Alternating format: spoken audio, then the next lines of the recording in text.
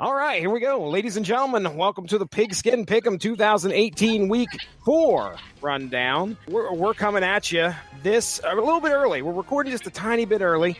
As we had mentioned before a couple weeks back, I was going to bring a guest back on after our two teams did battle on Sunday, me being the Cleveland Browns fan, and Pat Mullin, the Oakland Raiders fan. Welcome back to the show, Pat Mullin. Thank you, Jesse. About time I got back here. It's only been 2 weeks.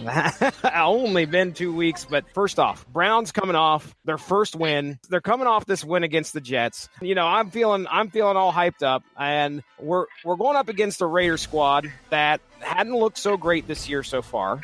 There had been issues. We talked about that on the last podcast back in week 2. So going into this game, I had my fingers crossed, had my toes crossed. I was hoping Baker Mayfield starting the game would be able to get things done. And really, the game itself didn't seem like it was it certainly didn't seem like it was too far off of a shootout. I mean, these guys put up a total of, 87 points between the two of them altogether? 87 points. 2015 was the last time I seen 42 points on a Browns scoreboard. A great thing to see. However, we fell to the Raiders, man. What'd you think of that game? I ended up not getting to see the end of it until well after it was finished. So when I left the live feed of the game, the Browns had just gone up at the time. I believe it was 34-21 off of a Nick Chubb 46-yard touchdown run. So that just happened, and I was like, well, I think I know where this one's going, where it's been all year, and I'm going to go ahead and go now. And so I knocked out on the game, and then I decided when I woke up, because I'd work fairly early, I'd work at 3 a.m. Yeah. So I was like, well, I'll wake up about midnight, and I'll catch the highlights of it, what have you. The first thing I got was I picked up my phone and looked at all these alerts, and it's telling me the final's 45-42 Raiders. And I was like, what happened here? So I went ahead and watched, and lots of back and forth, still rock'em sock'em stuff, but I think it was just a matter of just finding the right guys at the right time and exploiting seams in the coverage, finally getting enough protection where Carr wasn't running for his life. Yeah, Marshawn Lynch, man, I watched a few runs of his today. 20 carries, 130 yards. He looked unstoppable in the few highlights that I saw. I mean, this guy that's the best game arguably he's had as a Raider. It's easily his best game of the season. I mean, last week they were averaging as a team like 3.6 per carry until the final, 3-4 carries of the game. This week, he just turned back the clock and looked like beast mode again. Yeah, dude. Now but a lot of fans were upset. I heard the first thing I saw on social media was I think it was Carlos Hyde who tried to run and get past trying to get a first down, run the clock out. And a lot of people were upset with that call, but it was weird because they called him down, and then the replay came in and said, well, hey, we got to look at this to make sure. Okay, fine. And apparently they saw something that, most people didn't, and he didn't make the first down to run the clock out. So, and then there was some kind of a controversy about a Derek Carr. I don't know if it was a fumble or what happened. Did you see any of that? Yeah, so the Hyde call, like we talked about, they actually made a board of referees review it today. Ruling was upheld, and there was no impropriety found on that call. Okay. The Carr call, here's where it gets dicey. I forget who your DTs broke through the line from behind Derek Carr. Because Carr, this is one of those times where Carr had some time to throw, but he was scrambling. They got him locked in the pocket, surrounded by bodies, literally where he can't move. So as that play is being whistled dead, it was a bang-bang where someone knocked the ball out of his hand, and the Browns recovered it. Oh, wow.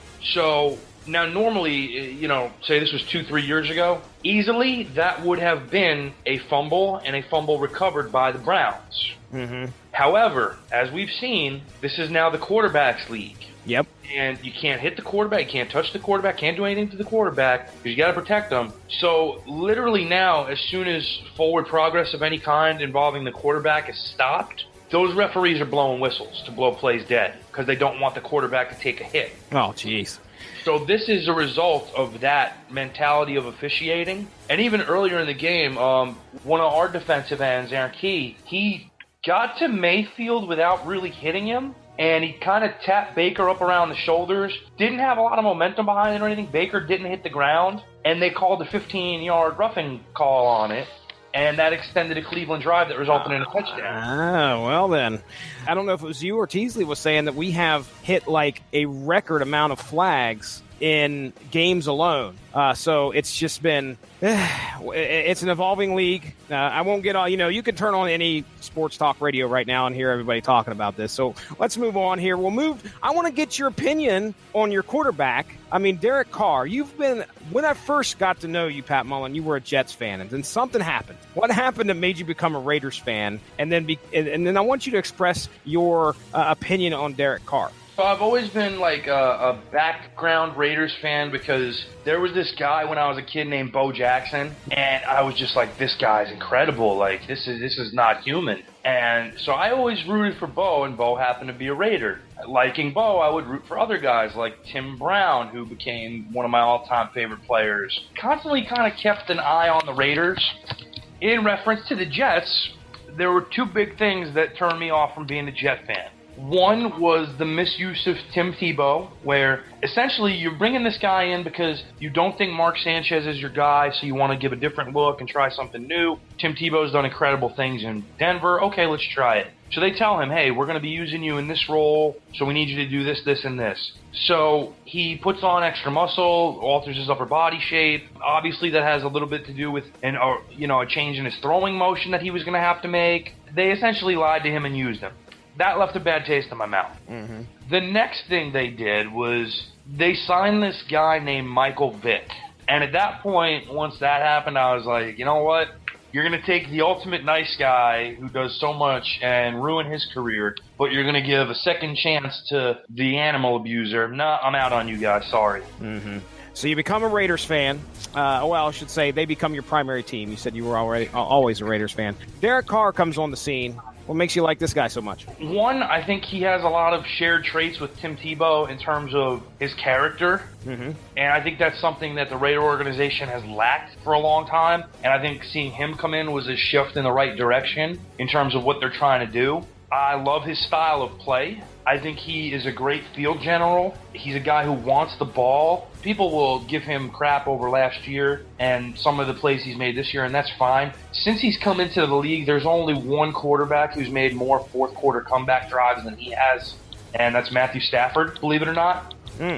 But that's also because Stafford plays on a team that's essentially oftentimes in these back-and-forth games where he is in that position no matter what. Yeah. Whereas when Carr, the opportunities when Carr's been in that position to do it, he's done it every time, which is crazy. I think he's been made a scapegoat for a lot of things that aren't necessarily his fault. Last year, Amari Cooper led wide receivers in open drops. That's not something Derek Carr can control. Last year, Jared Cook, who has been phenomenal this year but had a terrible year last year due to drops, that's not Derek Carr's fault. When you're hitting guys in the hands, when you're hitting them between the numbers, those are balls you got to catch. That's a problem. Last year, and even in parts of this year, his offensive line play has been very spotty. As a Browns fan, you well know that when your offensive line isn't protecting your quarterback, there's almost nothing that guy can do. I think he's not getting credit for playing through last year's broken back that nobody seems to pay attention to. Yeah.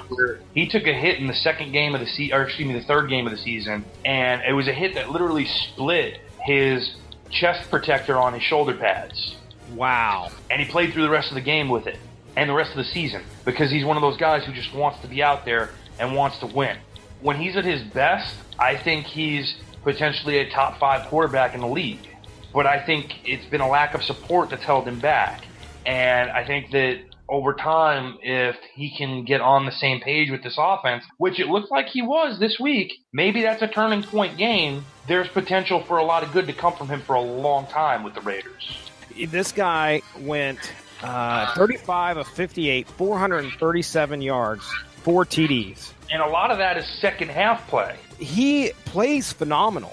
I mean, obviously, if the defense could definitely step up and do their job, the Raiders wouldn't have to rely on and put this game on his shoulders so much. I mean, it's great that he's able to pull through. I mean, he just pulled through and they won a game. I mean, it was a hotly contested game. Shoot, I think it was fourth quarter. They were down by 12. They come back and they end up tying the game, and they're able to hit it downfield and score the field goal, win the game. So, Derek Carr, 35, 58, 437, 4 TDs. Let me just talk real quick about his yearly stats here. Now, this guy, they have it going all the way back to 2014. So that's when he comes into the league for Oakland, right? Mm-hmm. Okay. So the most he's had in the 4 complete seasons that he's had so far, looks like 3,987. So he's never eclipsed that 4,000-yard mark in passing.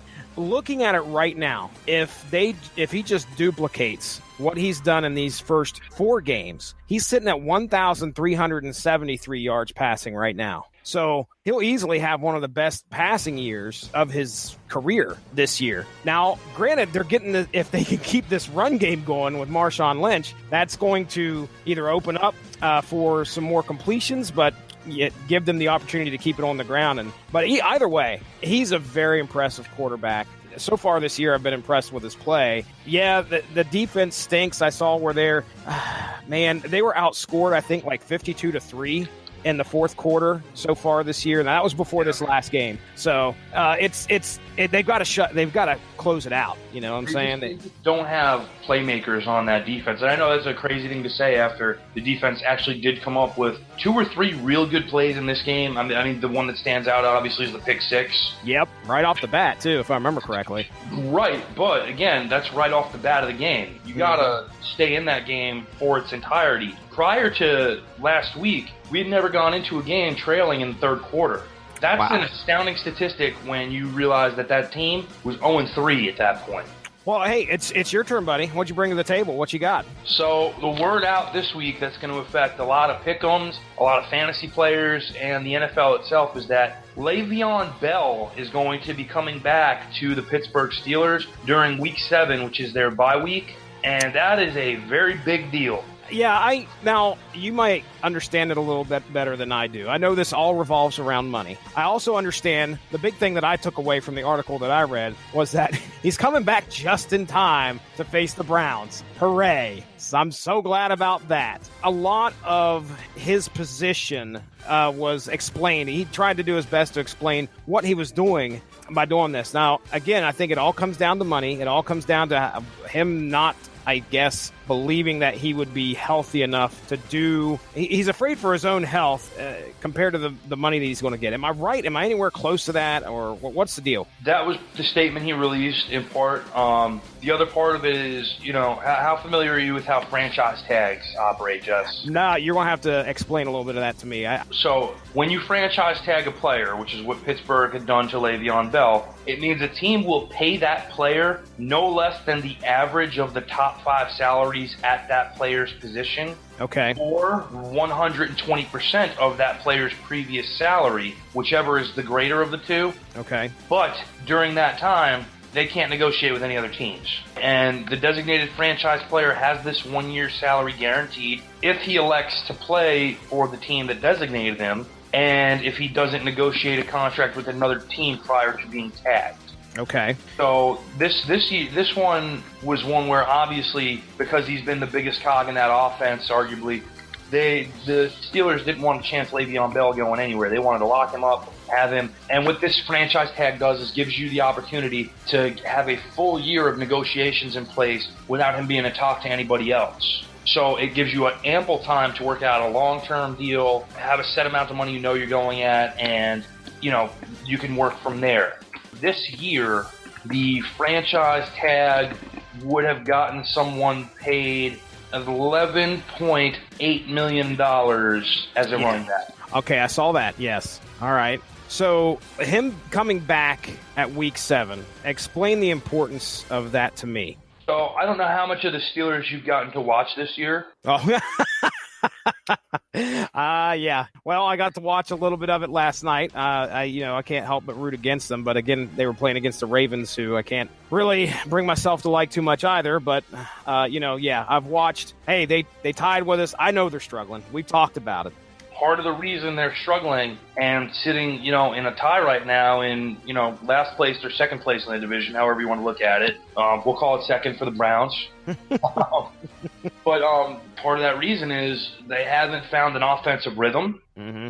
They have Connor as the replacement back for Bell, who is a good player, but, replacing Le'Veon Bell with anyone less than Le'Veon Bell is going to be a big impact. Yeah. And when you have a team that is as defensively liable as Pittsburgh is, to not have your offense at full strength with arguably its most important piece is a real big factor as to why you're 1-2-1 instead of 3-1, potentially even 4-0. Yeah, it's a big, huge piece. What Bell does in that offense is creates opportunities not just by what he can do with the ball, but by the threat he makes the other team perceive. And then Pittsburgh is able to open up their playbook more and do things like run effective play action routes and short passing routes that they can get guys to bite on and open up downfield for Antonio Brown and just really work a full geared playbook.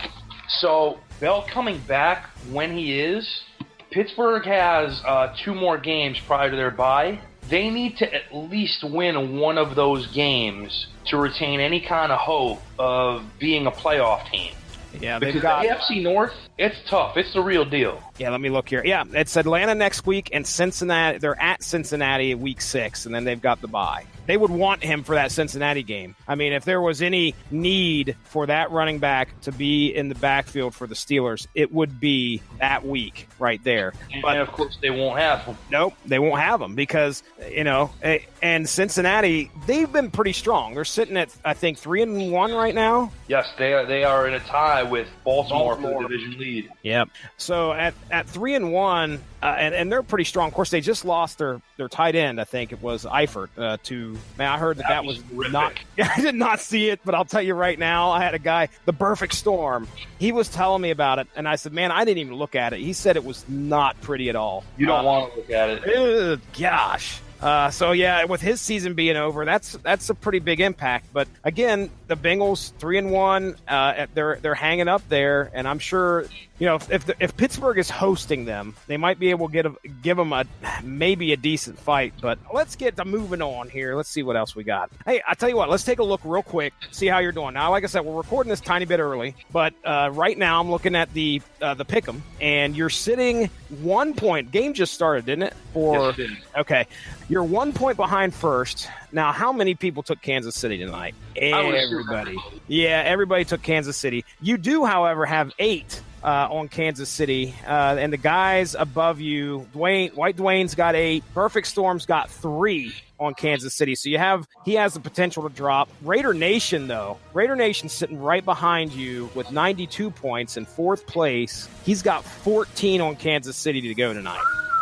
Yeah, so he can definitely move up. He's only 3 points behind first. Then we got Ronnie, who, hey, welcome back, Ronnie Adams.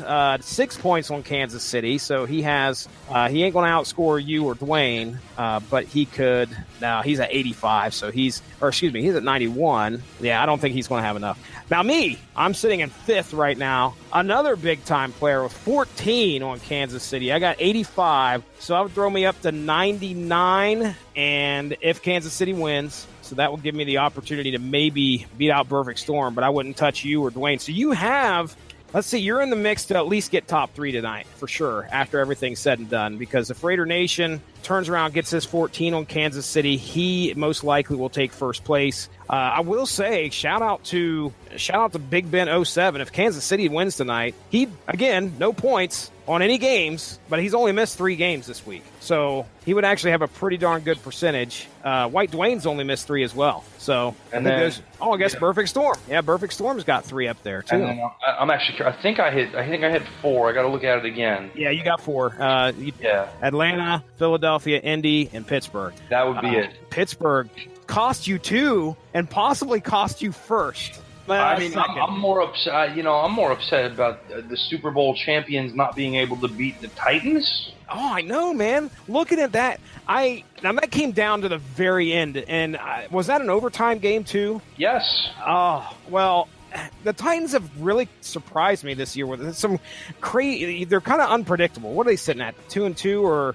Titans are in first place in their division, believe it or not. I was incorrect. They are 3-1, aren't they? 3-1. They've won the last 3. Their first game, they fell to Miami, who didn't do anything against. Think about that, man.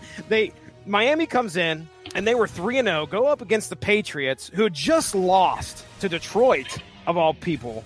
And then Miami Dolphins, well, of course, they have to go to New England. New England's going to play strong, and they're coming off this rough loss, and they hand Miami their first loss. Well, anyway, so the Titans fell to Miami in the first week, and then since then, they've been keeping it close, man. The first game they won was 20-17 over Houston, then 9-6 over Jacksonville, and then 26-23 against Philadelphia. So they keep it close. They're winning games. Who knows? These guys might be a threat. I don't know. Marcus Mariota, I heard his name quite a bit there, so we'll see. And just for the record, the points I have on tonight's game, I had it as Kansas City 34, Denver 24. Yeah. So that's where my numbers are for the tiebreak if such a thing needs to occur. Got it. Also, I was completely incorrect on Baltimore-Pittsburgh. I had it 27-20 Pittsburgh. Oh, yeah. And I think Baltimore ended up scoring, close to 27, wasn't it? Let me see. 26, yeah. 26-14, yeah. 26-14.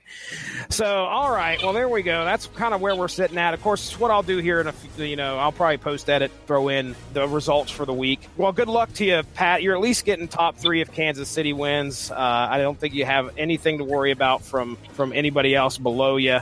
And we'll just see who takes first place when it's all said and done there for the week, whether it's going to be Perfect Storm or it's going to be Raider Nation. I think it comes down to those two. Well, no. Yeah, it'll come down to those two. If Kansas City loses, Perfect Storm gets it. If Kansas City wins, then Raider Nation 77. Well, it's a good week to be a Raider fan. Apparently. All right, well, let's get into the lock and the upset, Pat. This was a great idea. You suggested this, so now you get to do it again. 2 weeks later. Do you have the schedule in front of you? I do. All right, let's hear the lock. The lock for Week 5.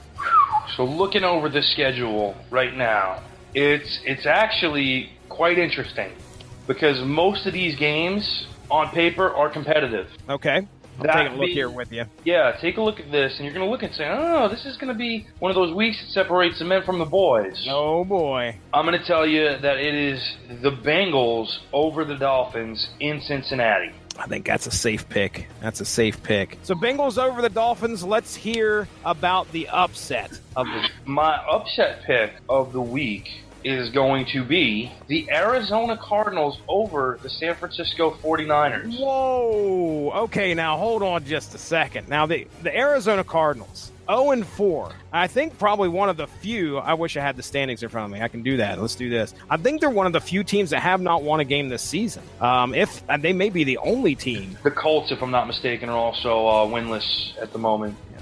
That's a brave pick. Are you going to stand behind that one? That one's got, that's got to be a 1-pointer. Are you going to stand behind that one on the picks? I'm going to stand behind that one, and I'm going to put more than 1 point on. Oh my gosh, Pat Mullin! Because I want to make a move here. I had a real good week this week, and these are the moves that get to put you towards the top. That's true. So this could be like in that 5 to 10 range. Man, oh man! I saw a lot of good out of Arizona this week that I haven't seen yet this year. And realistically, they should have beaten the Seahawks were it not for a poorly attempted Phil Dawson field goal and some questionable play calling. But I think they developed a lot in that game, and they should walk away with some confidence out of it. And I think the 49ers played better than expectations against the Chargers. However, without Jimmy Garoppolo, there's still a lot of questions going on there. And I feel like you don't want to play Arizona coming off of that game. It's a trap game, and I think this is one of the ones that Arizona is going to take. I love it. Pat Mullin, thanks again for coming back on here. We're looking at our Week 4 rundown. So, of course, as always, you're more than welcome back at any point in time in the future. We got a fun week to talk about. You just let me know. You're right back on here. In the meantime, though, why don't you let our listeners know where they can hear some more Pat Mullin? Yeah, so we just recorded a second episode of the Casual Heroes WrestleCast. So you can go ahead on over to YouTube, to the Casual Heroes YouTube channel, and you can check that out with myself, Gavin, and Chris. We're going to be recording again this week late on Thursday evening and hope to have it out for next week. You can also hear me on the upcoming Screaming Boy podcast special, talking about the rise and fall of comic icon Bill Cosby. We will be recording that episode this Thursday evening. Myself, Ronnie Adams, Mark Radulich, and we also just recorded, 3 out of the 4 of us just recorded a TV Party Extra watch-along to my favorite movie of all time, Over the Top, starring Sylvester Stallone and Robert Loggia from 1987, also featuring Terry Funk, who tells that damn kid, your mother's a whore. She's a whore. Oh, it's wonderful. So you can head over to the Radulich and Broadcasting Network on Spreaker, on Reddit. You can hear us through so many different venues. YouTube would be another one. Radulich and Broadcasting. You can hear it there as Mark, Ronnie, and myself all have a great time watching this movie. And that's what I got going on, Jess. Okay, let's have a look at the weekly standings for Week 4. Sawen and Hobo Samurai tie for last, and these two were 2 of 3 that had double digits on the Falcon, who lost to the Bengals. Tied for 11th are 3 people: Thug and Harmony, My Mal Cat, and NFL Super Pro. NFL Super Pro having some upset picks that backfired, having 5 points zeroed out because of Tampa Bay and Arizona losing their games. Steel Curtain comes in at 10th, who was the person that put the most points on a losing Philadelphia team in their upset loss to Tennessee. Freebird, Wilvis, and Go Luck Yourself sit at 9th, 8th, and 7th, respectively, all of whom took Philly and may have had a chance to go higher if it wasn't for Ronnie Adams at 6th spot, having 9 points on the Titan, outscoring those behind him. 5 points separated 5th through 2nd, which included 5th place, The Perfect Storm, 4th place, Stizzy Stompers, 3rd place, Totally 80s Pat, and 2nd place, Dwayne Williams. Pat was the only one out of 2 on the board to not lose a double-digit game. And this week's winner, only missing a total of 14 points, Raider Nation 77, getting all but 3 games right. Now, let's take a quick look at the overall picture heading into Week 5. There are some people separating themselves from their competition, it appeared. With a lackluster week, NFL Super Pro is not feeling so super, as he dropped the most spots this week from 2nd to 5th at the end of Week 4. We have 2 people who have improved by 2 positions, both who landed in the top 3 of the week, and that's Dwayne Williams, who went from 5th to 3rd, and Totally 80s Pat going from 8th to 6th. SBP Ronnie still trying to make up ground as he is 22 points behind Freebird right now, and the closest race is that between Dwayne and Stizzy. At this recording, they are both tied for that 3rd spot. All right, ladies and gentlemen, that's been the Pigskin Pick'em Weekly Rundown for Week 4. We're going to check you out in Week 5. Everybody have a good one. Bye-bye. Tremendous. All right, well, ladies and gentlemen, this has been the Pigskin Pick'em 2018 Week 4 Rundown. We're going to catch you Week 5. Thanks to Pat Mullin for showing up and hanging out with me. We'll catch you later. Bye-bye.